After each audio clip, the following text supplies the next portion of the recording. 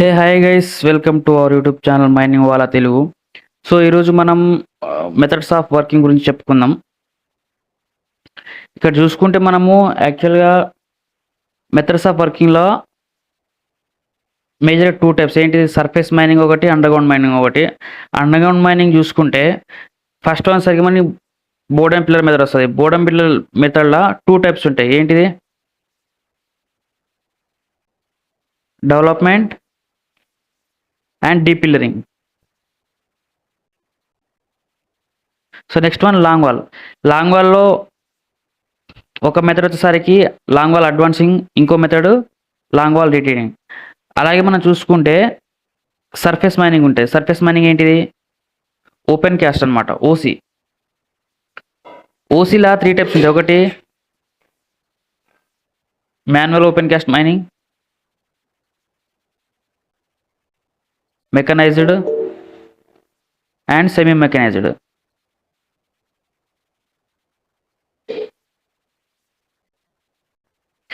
ఇక్కడ లాంగ్ వాల్తో పాటు కొన్ని స్పెషల్ మెథడ్స్ కూడా ఉన్నాయి. ఏంటిదంటే అవి room and pillar method, level mining, horizon mining, slicing, blasting gallery method, sub level caving.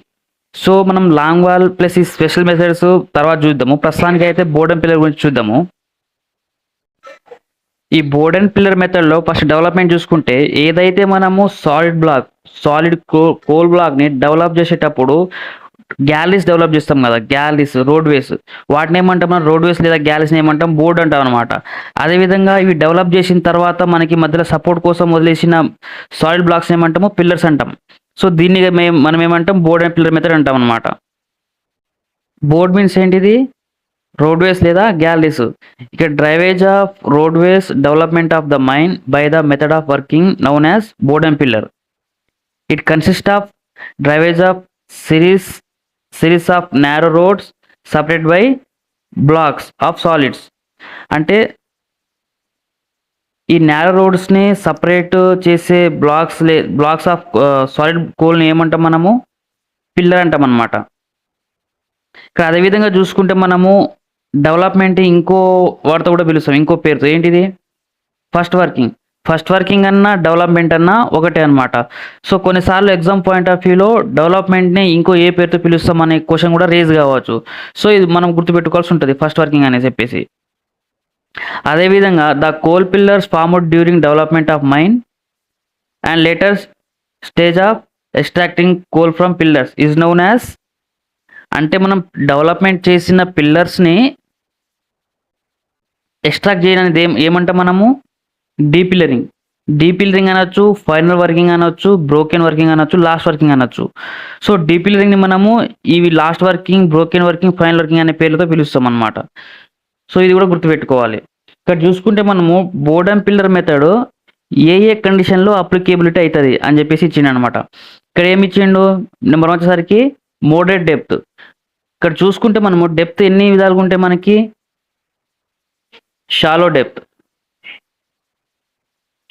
అంటే ఎంత, అప్ టు 200 మీటర్స్ ఉంటే మనం ఏమంటాము, షాలో డెప్త్ అంటాం. అదే మోడరేట్ డెప్త్ అంటే 200 నుంచి వెళ్ళి 450 మీటర్స్, దీన్ని ఏమంటాం మనం, మోడరేట్ డెప్త్ అంటాం. అదే డీప్ మైన్స్ అంటే బియాండ్ 450 మీటర్స్, 450 మీటర్స్ కన్నా ఎక్కువ డెప్త్ ఉంటే దాన్ని ఏమంటాం మనము, డీప్ మైన్స్ అంటాం అనమాట. Board and pillar method applicable అంటే సీమ్ థిక్నెస్ ఎంత ఉండాలి మనకి, మోర్ దెన్ 1.5 మీటర్స్. సీమ్ని కూడా మనం థిక్నెస్ని బట్టి వాటి యొక్క కేటగిరీస్ డిసైడ్ చేస్తాం అనమాట. థిన్ సీమ్ అంటే ఏంటిది, థిన్ సీమ్ అంటే అప్ టు 1.5 మీటర్స్ ఉంటే దాన్ని ఏమంటాం మనం, థిన్ సీమ్ అంటాం. అదేవిధంగా మోడరేట్ థిన్ సీమ్ అంటే ఏంటిది, 1.5 మీటర్ టు 4.5 మీటర్ ఉంటే మనం ఏమంటాము, మోడరేట్ అంటాము. థిక్ సీమ్ అంటే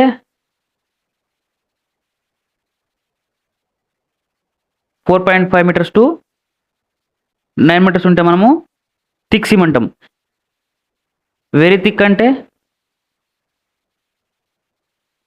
9 మీటర్స్ కన్నా ఎక్కువ థిక్నెస్ ఉంటే దాన్ని ఏమంటాం మనము, వెరీ థిక్ సీమ్ అంటాం అనమాట. అదేవిధంగా బోర్డన్ పిల్లర్ మెథడ్ అప్లికేబుల్ కావాలంటే అవి నాన్ గ్యాసీ మైన్స్ అయి ఉండాలి. నాన్ గ్యాసీ మైన్స్ లేదా ఫస్ట్ డిగ్రీ మైన్స్ అయి ఉండాలి. ఎందుకు non gassy mines first degree mines ఉండాలా? ఎందుకంటే మనము ఇక్కడ బోర్డన్ పిల్లర్ చూసుకుంటే వెంటిలేషన్ కొంచెము డిఫికల్ట్ ఉంటుంది. సో అక్కడ ప్రొడ్యూస్ అయ్యే CH4 మిథేన్ కావచ్చు, లేదా వేరే గ్యాసెస్ కావచ్చు, డైల్యూట్ కానికి కొంచెం టైం తీసుకుంటాయి. అదేవిధంగా మనం బోర్డన్ పిల్లర్ చూసుకుంటే నెంబర్ ఆఫ్ ఫేసెస్ ఉంటాయి. ఇప్పుడు ఒక హెడింగ్ తీసుకుంటే ఈ హెడింగ్కి ఇక్కడ ఒక ఫేసు, ఇక్కడ ఒక ఫేసు, ఇక్కడ ఒక face. So number of faces ఉంటాయి కాబట్టి అన్ని చోట్ల గ్యాసెస్ రిలీజ్ అవుతూ ఉంటాయి. సో వెంటిలేషన్ కూడా అన్ని ఫేసెస్కి తిరగాలి కాబట్టి కొంచెము ఇబ్బందిగా ఉంటుంది. సో దానివల్ల మనము గ్యాసీ మైన్స్లా బోర్డన్ పిల్లరు అప్లికేబుల్ కాదనమాట.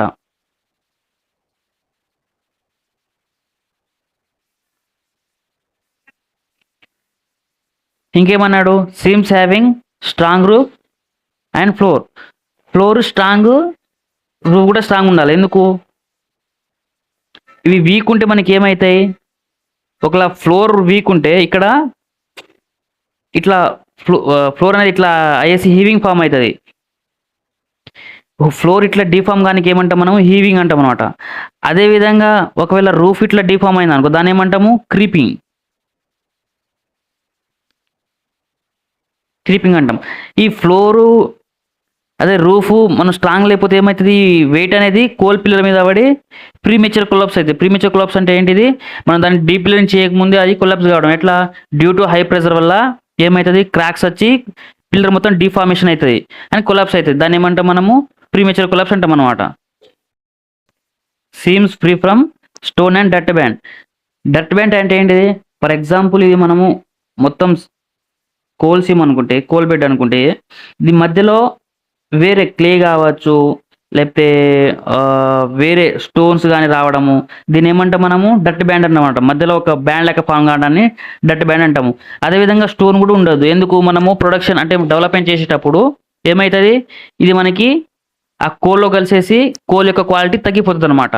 So stone and dirt band అనేది ఉండకుండా చూసుకోవాలి. Coal having advocate crushing strength అంటే ఏంటిది? ఒక కోల్ బ్లాక్ని తీసుకుని దీని మీద మనం వెయిట్ అప్లై చేస్తే అది సర్టెన్ ఏ వెయిట్ వరకు ఇది క్రష్ అయిపోతుంది పూర్తిగా. దాన్ని ఏమంటాం మనము? క్రషింగ్ స్ట్రెంత్ అంటాము. కోల్ యొక్క క్రషింగ్ స్ట్రెంత్ ఎంత? 2.5 kg/cm².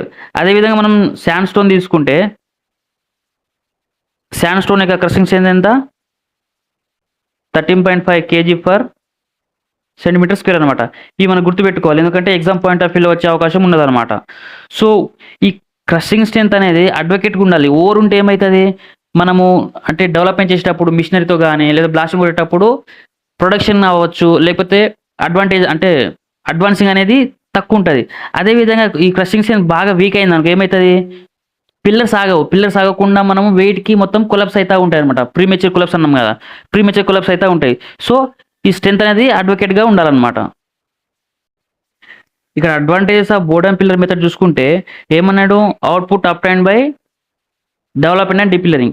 ఎప్పుడైతే మనం బోర్డన్ పిల్లర్ మెథడ్ చూజ్ చేసుకుంటామో మనకి కోల్ ప్రొడక్షన్ అనేది ఎప్పుడు స్టార్ట్ అవుతుంది? డెవలప్మెంట్లో స్టార్ట్ అవుతుంది. అదేవిధంగా డిపిల్లరింగ్ స్టార్ట్ అవుతుంది. అదేవిధంగా నువ్వు వేరే మెథడ్ చూసుకున్నావు అనుకో, ఫర్ ఎగ్జాంపుల్ ఓసీ చూసుకున్నావు అనుకో, చూసుకుంటే ఏమవుతుంది మనకి? ఫస్ట్ మనం సర్ఫేస్ నుంచి వెళ్ళి ఇట్లా బెంచెస్ ఫామ్ చేసుకుంటూ పోతాం. సో ఫస్ట్ మనం సర్ఫేస్ నుంచి వెళ్ళి మొత్తం ఓబీ తీస్తేనే ఒక సర్టెన్ డెప్త్ పోయినాకనే మనకి కోల్ అనేది దొరుకుతుంది. అప్పుడే మనం అంటే ప్రొడక్షన్ స్టార్ట్ అవుతాం. అదేవిధంగా అంటే దీంట్లో మనం చూసుకుంటే ఏమవుతుంది? ఫస్ట్ ఒక ఇంక్లైన్ లేదా ఒక షాఫ్ట్ ద్వారా లోపల ఎంట్రీ ఇచ్చుకుంటే అప్పటి నుంచి మనం డెవలప్మెంట్ స్టార్ట్ చేసుకున్నాం. అంటే డ్రైవేజ్ ఆఫ్ గ్యాలరీ కావచ్చు, రోడ్స్ కావచ్చు, స్టార్ట్ చేసినప్పటి నుంచి మనకి కోల్ ప్రొడక్షన్ అనేది స్టార్ట్ అవుతుంది అనమాట. ఇది ఒక అడ్వాంటేజ్. ఇంకో అడ్వాంటేజ్ ఏంటిది? మనకి geological disturbances observe during development. ఎప్పుడైతే మనం ఈ కోల్ బ్లాక్ని మొత్తం డెవలప్ చేసుకుంటూ పోతామో అప్పుడే మనకి మధ్యలో ఏమైనా జియాలజికల్ డిస్టర్బెన్స్ కావచ్చు, ఫాల్ట్ కావచ్చు, ఫోల్డ్ కావచ్చు, ఏమైనా ఉంటే ఈ డెవలప్మెంట్ స్టేజ్లోనే మనము తెలుసుకుంటాం. సో దాన్ని మనం ఏం చేసుకుంటాం? డీపిల్లరింగ్ చేసేటప్పుడు దాన్ని ఎట్లా అటాక్ చేయాలి, దాన్ని ఎట్లా కౌంటర్ అటాక్ ఎట్లా ఇవ్వాలి, దాన్ని ఏ విధంగా మనము డీపిల్లరింగ్ చేయాలనేది ముందే ప్లాన్ చేసుకుంటాం అనమాట. ఇది ఒక అడ్వాంటేజ్ మనకి. అదేవిధంగా ఇక్కడ డిస్అడ్వాంటేజ్ చూసుకుంటే ఏమన్నాడు మనకి? పర్సంటేజ్ ఆఫ్ ఎక్స్ట్రాక్షన్ లో కంపారిటివ్లీ అదర్ మెథడ్స్ ఎందుకు పర్సంటేజ్ ఆఫ్ ఎక్స్ట్రాక్షన్ ఎందుకు లో? ఇప్పుడు మనం other methods for example long wall చూసుకుంటే, లాంగ్ వాల్ ఏం చేస్తాం మనము, స్టీరర్ తోటి మొత్తం కోల్ బ్లాక్స్ కావచ్చు, సపోర్టింగ్కి ఎలాంటి బ్యాక్ సైడ్ సపోర్టింగ్కి ఎలాంటి కోల్ బ్లాక్స్ కానీ రిబ్స్ కానీ వదలకుండా మొత్తము టోటల్ నియర్లీ 100% ఎక్స్ట్రాక్షన్ చేయడానికి మనం ట్రై చేస్తాం. అదే విధంగా ఇది మనము లాంగ్ వాల్ అంటే మనం బోర్డెన్ పిల్లర్ మెథడ్లో చూసుకుంటే మనకి సపోర్ట్ పర్పస్కి కొంత కోల్ లోపల వదిలేసి వస్తుంది. సో దానివల్ల ఏంటిది మనకి ఎక్స్ట్రాక్షన్ లో అనమాట కంపేర్ టు అదర్ మెథడ్స్. అదేవిధంగా ఇక్కడ ఏమన్నాడు, more number of working places. Okay, ఇప్పుడు చూసుకుంటే మనం ఒక డిస్టిక్లో ఒక 4 to 5 వర్కింగ్ ఫేసెస్ ఉంటాయి. ఇప్పుడు హెడింగ్ చూసుకుంటే మనము ఇక్కడ వర్కింగ్ ఫేసు, ఇక్కడ వర్కింగ్ ఫేసు, ఇక్కడ వర్కింగ్ ఫేస్ ఉంటుంది అనమాట. దీనివల్ల ఏంటిది మనకి వెంటిలేషన్ స్లగిస్ ఉంటుంది. అంటే వెంటిలేషన్ అన్ని ఫేస్ తిరిగి రావాలి కాబట్టి వెంటిలేషన్ హీట్ కావచ్చు, హ్యూమిడిటీ కాబట్టి ఎక్కిపోతుంది. సో వెంటిలేషన్ ప్రాపర్ ఉండదు.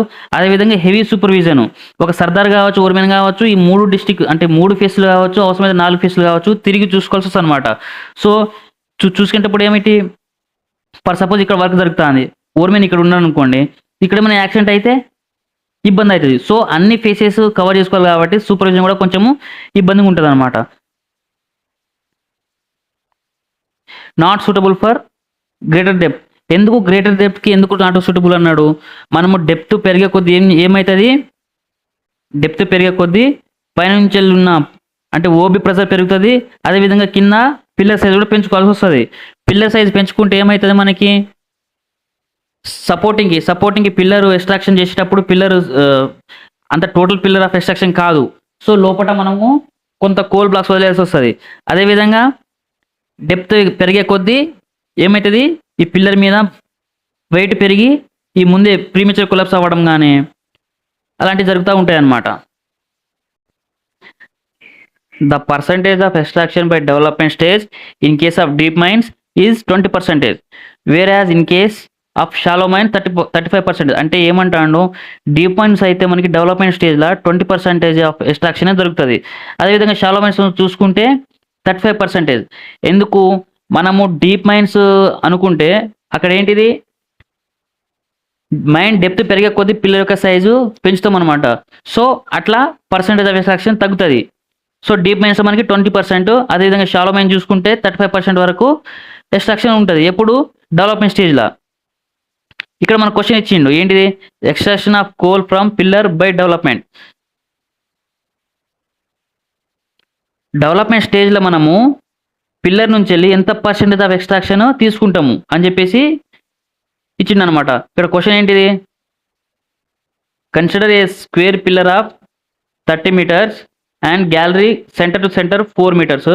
What is the percentage of extraction by the development అన్నాడు.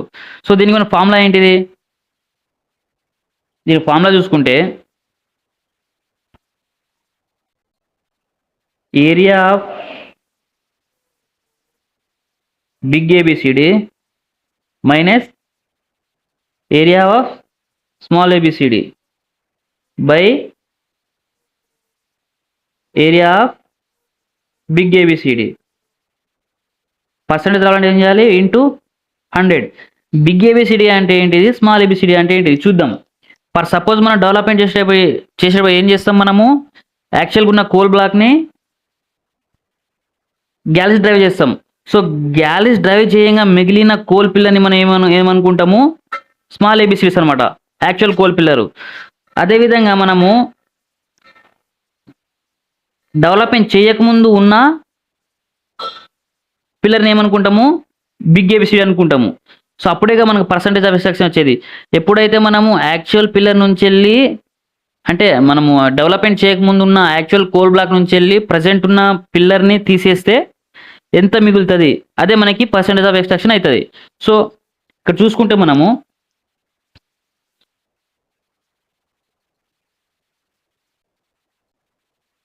స్క్వేర్ పిల్లర్ ఎంత ఉన్నాను యాక్చువల్గా 30 meters. సో ఏరియా రావాలంటే ఏం చేయాలి మనము, లెంత్ ఇంటూ బ్రిడ్త్ అనమాట, 30 into 30. ఓకేనా, minus area of small A B C D. Small A B C D ఎంత, ఈ 30 నుంచి మనం ఎంత తీసేయాలి, 4 meters. ఎందుకు, ఇది గ్యాలరీ యొక్క విడ్త్ అనమాట. సో 30 నుంచి 4 తీసేస్తే 26. ఏరియా రావాలంటే width into length. So 26 into 26 by big A B C D 30 × 30 × 100 approximately మనకి ఎంత వచ్చింది ఆన్సర్ 24.889% వచ్చిందనమాట. ప్యానల్ సిస్టమ్ అంటే ఏంటిదో మీకు సింపుల్ వర్డ్స్లో చెప్తా. సో మనకి ఓల్డెన్ డేస్లో ఏంటిది అంటే ఒక మైన్ మొత్తాన్ని ఇట్లా డెవలప్మెంట్ అయిపోయిన తర్వాత డీప్ క్లీన్ చేసుకుంటూ వచ్చేటోళ్ళు. అప్పుడు అలాంటి కండిషన్లో ఎక్కడైనా ఫైర్ కానీ లేకపోతే ఏదైనా స్పాండేజ్ హీటింగ్ రేజ్ అయితే టోటల్ మైన్ మొత్తాన్ని మూసేయాల్సి వచ్చేదన్నమాట. సో దాన్ని ఓవర్కమ్ చేయడానికి మన వాళ్ళు ఏం చేసిండ్రు, డెవలప్మెంట్ చేసిన పిల్లర్స్ని ఆర్టిఫిషియల్ ప్యానల్స్ తయారు చేసిన. ఎట్లా ఈ మొత్తం మైన్ అనుకుంటే ఈ ఒక 6 పిల్లర్స్ ఒక ప్యాన్ అనుకోండి. ఈ 6 పిల్లర్స్ని మొత్తం క్లోజ్ చేసుకొని బై ఆర్టిఫిషియల్ ఎట్లా అంటే మొత్తము ఈ ఈ గ్యాలరీకి గోడలు కట్టేసి లేకుండా ఒక ప్యానల్ తీరు ప్రిపేర్ చేస్తారు. ఈ ప్యానల్కి ఏంటిది మనకి 2 ఇండివిజువల్ ఇంటెక్స్ ఉంటాయి అండ్ ఒకటి రిటర్న్ ఉంటుంది అనమాట.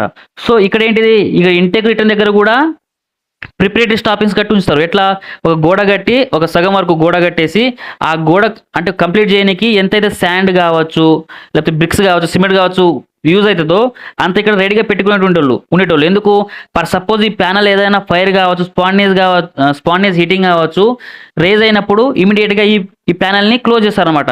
సో దీనివల్ల ఏంటిది యూజ్ మనకి ఏదైనా ఇన్సిడెంట్ ఫైర్ అయినప్పుడు ఈ ప్యానల్ వరకే ఎఫెక్ట్ అవుతుంది, టోటల్ మైన్ మూయాల్సి ఉంటుంది అనమాట. ఓన్లీ ప్యానల్ మూసుకుంటే సరిపోతుంది. సో దీన్ని మనం ఏమంటాము ప్యానల్ సిస్టమ్ అంటాం అనమాట. ఇక్కడ డెఫినేషన్ చూసుకుంటే panel system where there is a chance of spontaneous heating the extraction of coal shall be done by panel system.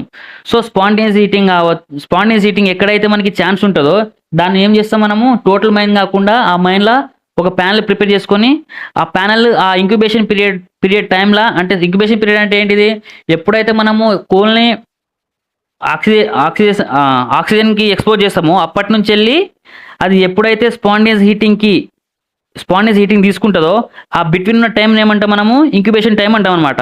So ఆ ఇంక్యుబేషన్ టైంలో మనము ఆ ప్యానల్ మొత్తాన్ని డీపిల్లింగ్ చేసుకుంటాం అనమాట. దీన్నే మనం ఏమంటాము ప్యానల్ సిస్టమ్ అంటాము. ప్యానల్ అంటే ఏంటిది a group of pillar surrounded by a barrier is called panel అనమాట. Generally panel barrier thickness not less than 1 pillar size. జనరల్గా ఎంత ఉండాలి ప్యానల్ ఒక బ్యారియర్ యొక్క thickness not less than 1 pillar size ఉండాలన్నమాట. ఇప్పుడు నెంబర్ ఆఫ్ పిల్లర్స్ మనము ఒక ప్యానల్లో ఎంత నెంబర్ ఆఫ్ పిల్లర్స్ ఉండేటట్లు చూసుకోవాలి. ఇంక్యుబేషన్ పీరియడ్లో మనము ఎన్ని పిల్లర్స్ అయితే ఎక్స్ట్రాక్షన్ డీపిల్లింగ్ చేసుకోగలమో అన్ని పిల్లర్స్ మనము ఉండేటట్టు చూసుకోవాలి. దానికన్నా ఎక్కువ ఉంటే ఏమవుతుంది మనకి ఇంక్యుబేషన్ పీరియడ్లో ఎక్స్ట్రా చేసుకోలేకపోతే అక్కడ స్పాంటేనియస్ హీటింగ్ అవుతుంది, ఫైర్ ఎగ్జిస్ట్ అవుతుంది, అప్పుడు ఆ ప్యానల్ మొత్తాన్ని క్లోజ్ చేయాల్సి వస్తుంది అనమాట. సో ఆ ఇంక్యుబేషన్ పీరియడ్లో ఎంత అయితే మనం ఎక్స్ట్రాక్షన్ చేసుకోగలమో ఆ క్యాలిక్యులేషన్ చేసుకొని అన్ని పిల్లర్స్ మాత్రమే ఆ ప్యానల్లో ఉండేటట్టు చూసుకోవాలన్నమాట. ఇండియన్ కోల్ ఫీల్డ్ యొక్క ఇంక్యుబేషన్ పీరియడ్ ఎంత 3 months టు కొన్ని బుక్స్లలో 3 months టు 10 months ఉంటుంది, కొన్ని బుక్స్లలో 6 months టు 10 months ఉంటుంది అనమాట. So panel design should be అంటే మనం ప్యానల్ డిజైన్ ఎట్లా చేయాలి లాంగర్ డిస్టెన్స్ ఇది ఒక ప్యానల్ అనుకుంటే లాంగర్ డిస్టెన్స్ ఎట్లా ఉండాలి లెవెల్ ఉండాలన్నమాట. స్ట్రైక్ డైరెక్షన్లో ప్యానల్ అనేది పెద్దగా ఉండాలి, అదేవిధంగా డిప్ డైరెక్షన్లో ప్యానల్ సైజ్ అనేది చిన్నగా ఉండాలి. అలా ఉండేటట్టు చూసుకోవాలి. Condition for opening A district ఒక డిస్ట్రిక్ట్ మనం ఓపెన్ చేయడానికి ఏ కండిషన్స్ ఎఫెక్ట్ అవుతాయని చెప్పేసి చూద్దాం. మోడ్ ఆఫ్ ఎంట్రీ మనం ఒక డిస్ట్రిక్ట్లో ఎట్లా ఎంటర్ అవుతానా మోడ్ ఆఫ్ ఎంట్రీ అంటే ఇంక్లైన్తో ఎంటర్ అవుతానా షాఫ్టా అడిటా ఎట్లా ఎంటర్ అవుతాం అనేది చూసుకోవాలి.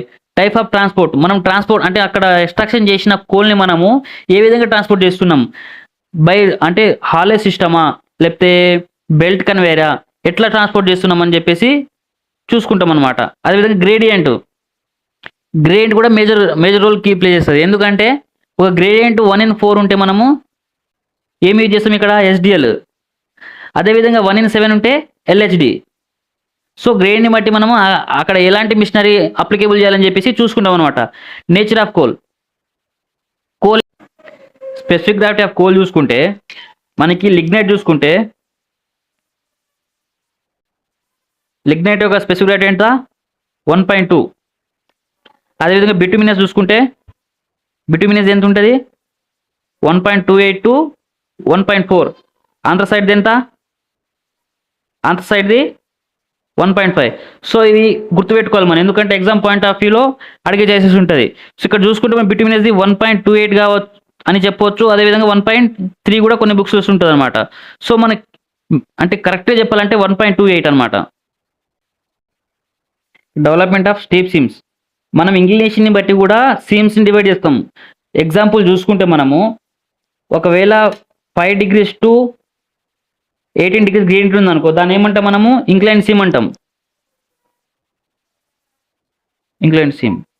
అదేవిధంగా 18 degrees నుంచి వెళ్ళి 40 degrees వరకు ఉంటే ఇంక్లినేషన్, దాన్ని ఏమంటాం మనము స్టీప్ సిమ్ అంటాం.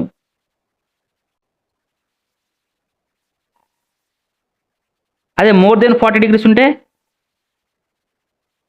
దాన్ని ఏమంటాం మనం వెరీ స్టీప్ సిమ్ అంటాం అన్నమాట. ఏమంటాం వెరీ స్టీప్ సిమ్ అంటాం. సో ఇది కూడా మనము నోట్ చేసుకొని గుర్తుపెట్టుకోండి, ఎగ్జామ్లో ఇట్లా కూడా అడిగే ఛాన్సెస్ ఉంటాయి అన్నమాట.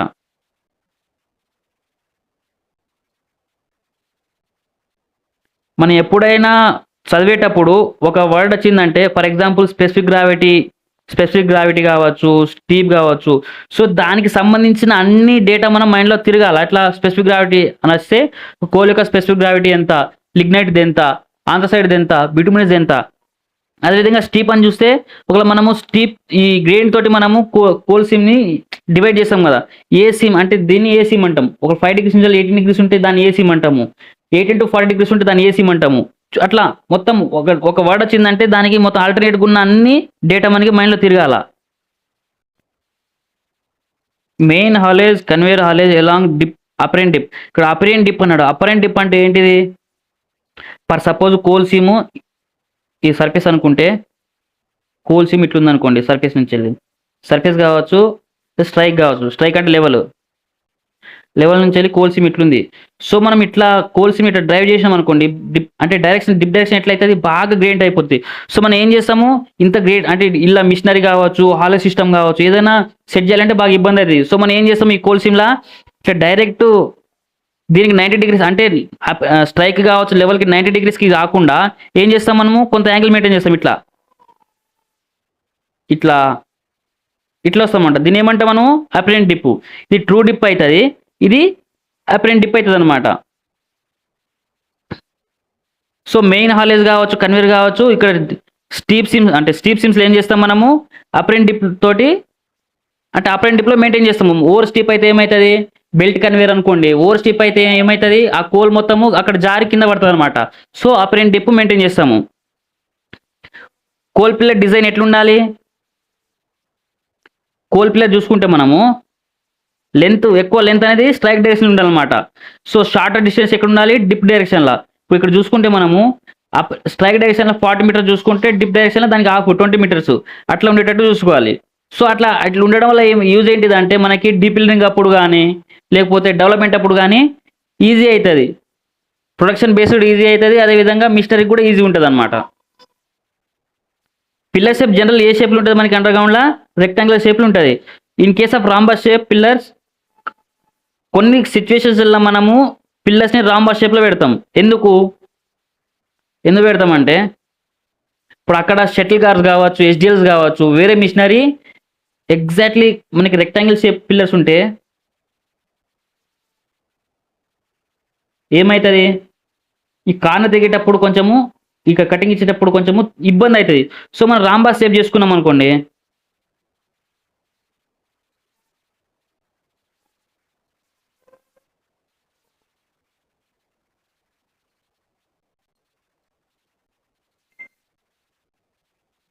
సో ఇట్లా రాంబాస్ షేప్ చేసుకుంటే ఏమవుతుంది, మనకి ఇక్కడ ఫ్రీ ఉంటుంది అనమాట, అంటే క్రాస్ అవ్వడానికి ఫ్రీ ఉంటుంది. సో మనము మిషనరీ క్రాస్ గానికి కొన్ని కండిషన్లో అవి పిల్లర్స్ రాంబాస్ షేప్లో పెట్టుకుంటాం. ఏమంటాడు, corners of pillar of not round, అంటే మనం ఏవైతే రాంబాస్ షేప్ పిల్లర్స్ చేసుకుంటామో వాటి యొక్క కార్నర్స్ ఎట్లా రౌండెడ్ ఉండకుండా, అంటే ఇట్లా రౌండ్ ఉండకుండా ఇట్లా కార్నర్స్ ఉండేటట్టు చూసుకో అంటాడు. ఓకేనా. హెడింగ్ అంటే ఏంటిది,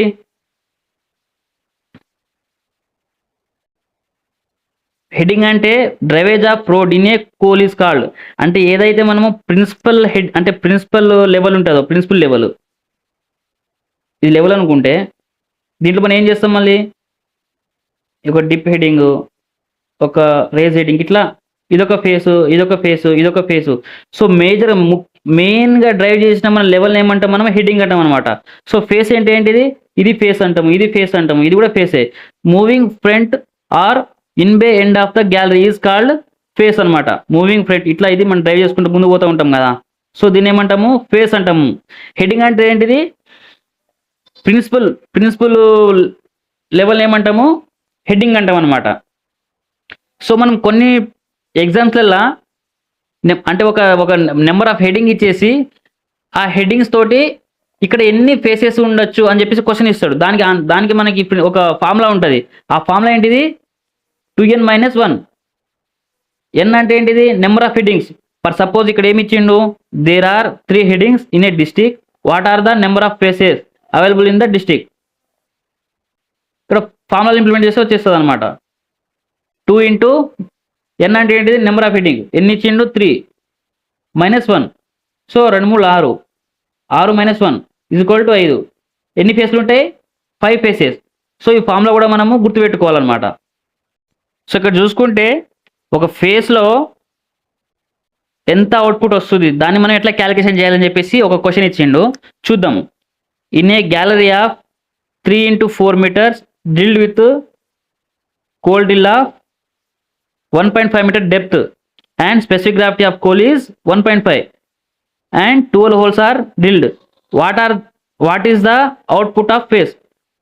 ఏమి ఇచ్చిండు, ఇక్కడ హైట్ విడ్త్ ఇచ్చిండు, అదేవిధంగా డెప్త్ ఇచ్చిండు, స్పెసిఫిక్ గ్రావిటీ ఇచ్చిండు.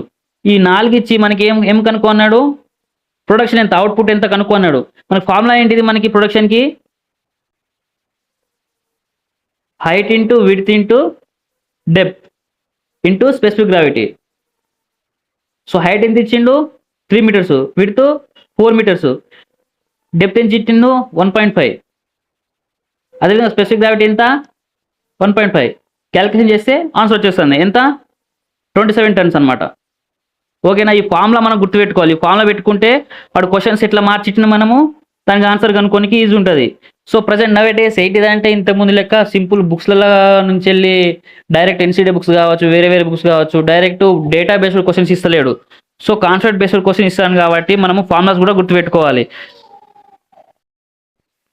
For flat seams, shuttle cars, locomotives are used or rhombus shaped pillars.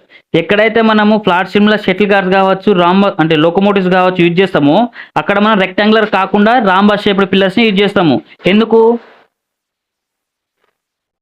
Advantages of become easy at turnings. కార్నర్లో మనం టర్నింగ్ తీసుకుంటాం కదా, అక్కడ ఆ మిషనరీ ఈజీగా టర్న్ కానికి మనము రాంబస్ పిల్లర్ని యూజ్ చేస్తాం అనమాట. ఇక్కడ ఏమిచ్చిండు, restrictions on development of mine. ఒక మైన్ని మనం డెవలప్మెంట్ చేసేటప్పుడు కొన్ని రిస్ట్రిక్షన్స్ ఉంటాయి, డీజీఎంసీ కూడా కొన్ని రిస్ట్రిక్షన్స్ పెడతాడు. ఆ రిస్ట్రిక్షన్స్ ఏందో ఒకసారి మనము చూద్దాం అనమాట.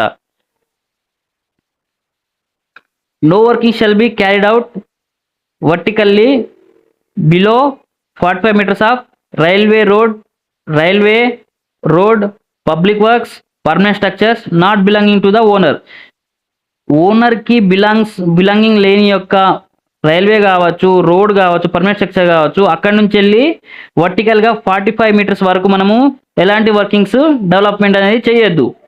ఓకేనా, నెక్స్ట్ వన్ ఏమి ఇచ్చిండు, no working shall be carried out within 50 meters of either bank of the river కావచ్చు, లేదా బ్యాంక్ ఆఫ్ పాండ్ కావచ్చు, బౌండరీ ఆఫ్ లేక్ కావచ్చు. రివర్ యొక్క ఒడ్డు నుంచి వెళ్ళి కావచ్చు, పౌండ్ యొక్క ఒడ్డు నుంచి వెళ్ళి కావచ్చు, బౌండరీ ఆఫ్ లేక్ నుంచి వెళ్ళి కావచ్చు, 50 meters వరకు మనము ఎలాంటి వర్కింగ్స్ని డెవలప్ చేయొద్దు అనమాట. No working shall be carried out within 7.5 meters of concern boundary. ఇది ఏంటిది, కన్సర్న్ బౌండరీ నుంచి వెళ్ళి అంటే ఇక్కడ ఇది 7.5 meters అనేది దేనికి, ఓసీ నుంచి వెళ్ళి. ఇప్పుడు సపోజు ఈ ఓసీ అనుకోండి, ఇక్కడ ఓసీ ఉన్నది, ఇక్కడ ఓసీ ఉన్నది, ఈ కన్సర్న్ వేరే యొక్క ఓసీ ఉన్నది కదా, ఈ ఓసీ నుంచి వెళ్ళి 7.5 meters వరకు మనము మైన్ని డెవలప్ చేయొద్దు అంటాడు. సో అదేవిధంగా మనము చూసుకుంటే ఇంకా అన్నాడు, no working shall be carried out within 60 meter of any disused abandoned water logged workings కావచ్చు, అబాండెడ్ వర్కింగ్ కావచ్చు, డిస్ట్రిబ్యూట్ వర్కింగ్ కావచ్చు, అక్కడ నుంచి వెళ్ళి 60 మీటర్స్ వరకు మనము ఎలాంటి వర్కింగ్స్ని మనము డెవలప్మెంట్ అనేది చేయొద్దు అనమాట. అదేవిధంగా ఏమన్నాడు, ఎక్కడైతే సీమ్స్ అంటే మనం ఒకే మైన్లా అప్పర్ సీమ్ కావచ్చు, బిలో సీమ్ కావచ్చు, సీమ్స్ ఉన్నాయో, ఒకవేళ పైన కావచ్చు, కింద కావచ్చు, ఫైర్ ఎగ్జిస్ట్ అయింది అనుకోండి, అక్కడ మనము దాని కింద ఎలాంటి డెవలప్మెంట్ చేయొద్దు అనమాట. ఇంకో కండిషన్ ఏంటిదంటే, ఈ సర్ఫేస్ నుంచి వెళ్ళి ఇక్కడ కింద ఒక ఇది సర్ఫేస్ అనుకోండి, ఇది మైన్. సో వీటి మధ్య హార్డ్ కవర్ అంటే ఏంటిదంటే బండ. హార్డ్ కవర్ 50 మీటర్స్ వరకు ఉంటేనే, 50 మీటర్స్ థిక్ తోటి ఉంటేనే మనము ఈ కింద యొక్క మైన్ని డెవలప్ చేసుకోవాలి. ఒకవేళ 7.5 మీటర్స్ నుంచి వెళ్ళి 50 మీటర్స్ వరకు థిక్ ఉందనుకోండి, ఈ మధ్యలో ఉంటే మనము డీజీఎంఎస్ నుంచి వెళ్ళి పర్మిషన్ తీసుకొని డెవలప్ చేసుకోవచ్చు. ఒకవేళ 7.5 మీటర్స్ కన్నా తక్కువ ఉంటే మనం అక్కడ డెవలప్మెంట్కి డీజీఎంఎస్ పర్మిషన్ ఇవ్వడు, డెవలప్మెంట్ చేసుకోవద్దు అనమాట. సో నెక్స్ట్ అది డీప్ పిల్లరింగ్ వచ్చేసరికి మనం నెక్స్ట్ వీడియోలో చెప్పుకుందాం క్లియర్గా. ఇప్పటితో ఈ వీడియో క్లోజ్ చేద్దాం, ఎందుకంటే వీడియో లెంత్ అయ్యే కొద్దీ చాలా స్టూడెంట్స్కి ఇబ్బంది అయిందని చెప్పి చెప్తున్నారు.